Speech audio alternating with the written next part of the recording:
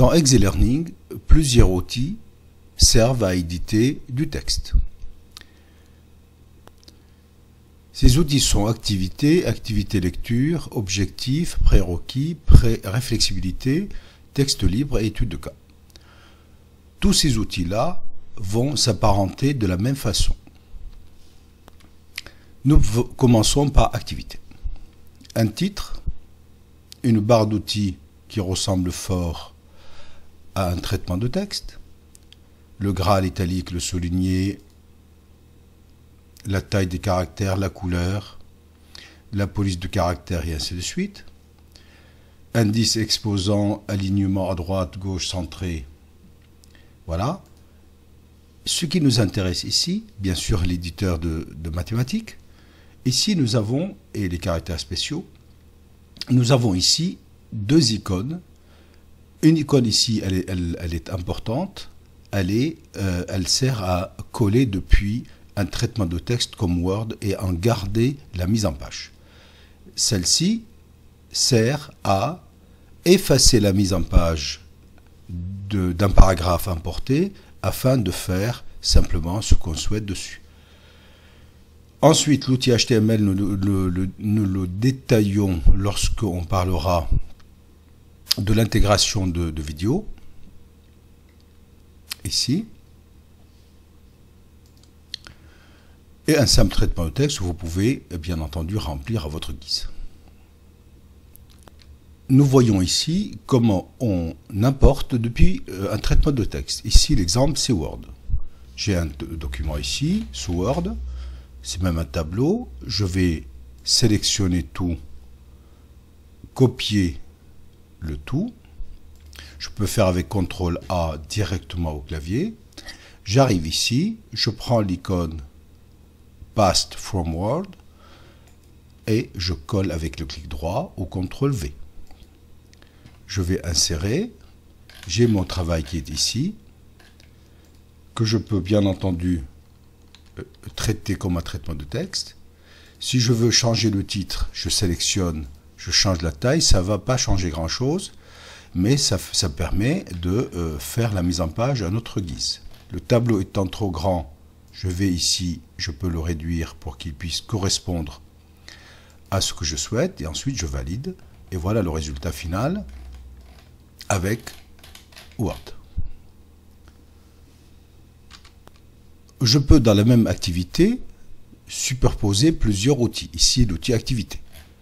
Si je clique maintenant sur l'activité lecture, je vais avoir en dessous, donc là ici j'ai le type activité, et en dessous je vais avoir l'activité lecture. Bien entendu, je peux toujours modifier le titre et remplir les formulaires. Que faut-il lire? Donc un texte, etc. L'activité, l'écho en retour, c'est le coup de pouce. C'est ici où on peut par exemple expliquer des mots compliqués ou donner des définitions, etc. etc., etc. Voilà à quoi ressemblerait l'activité lecture. Un petit exemple donc sur les matériaux composites, la définition ou ce que nous voulons en dire, l'activité des questions sur le texte et l'écho en retour, par exemple une définition d'une matière fibreuse. Et puis vous validez et le tout sera donc voilà un petit texte avec, cliquez ici, quelque chose qui va apparaître pour guider l'élève, ce qu'on peut appeler donc le coup de pouce. De la même façon, donc objectif, ce sont les objectifs de la séance ou de la séquence. Dans votre encadré ici, vous n'avez pas assez de place, vous avez ici la possibilité, bien entendu, d'agrandir cet espace-là.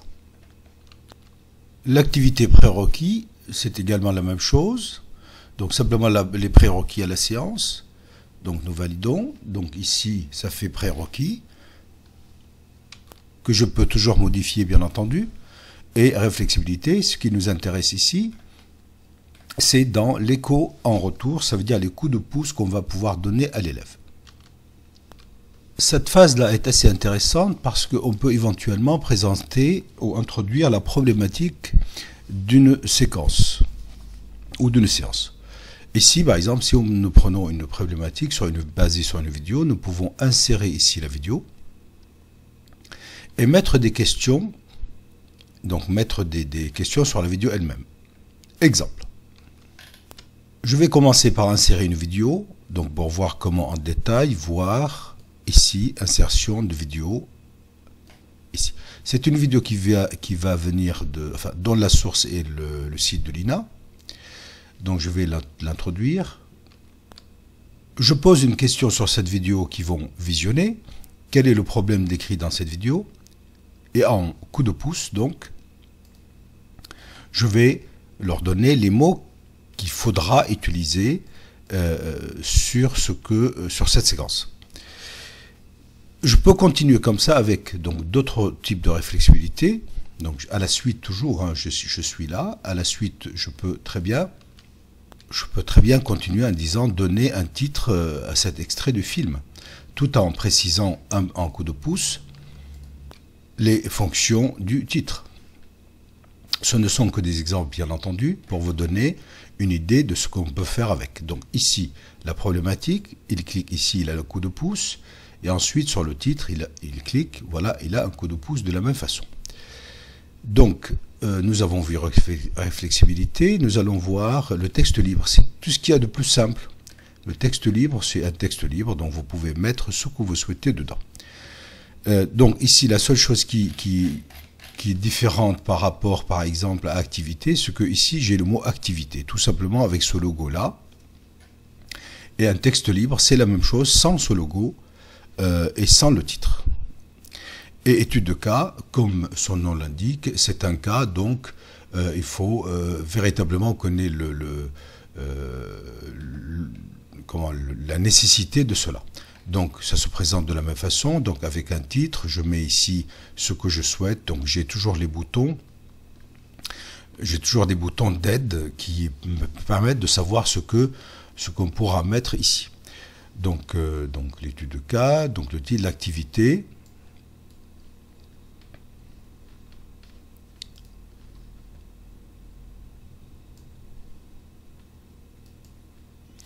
L'écho en retour, c'est toujours l'aide que je peux apporter à l'élève pour qu'il termine sa réflexibilité et qu'il trouve, que le mette sur le chemin afin qu'il trouve les réponses que nous cherchons.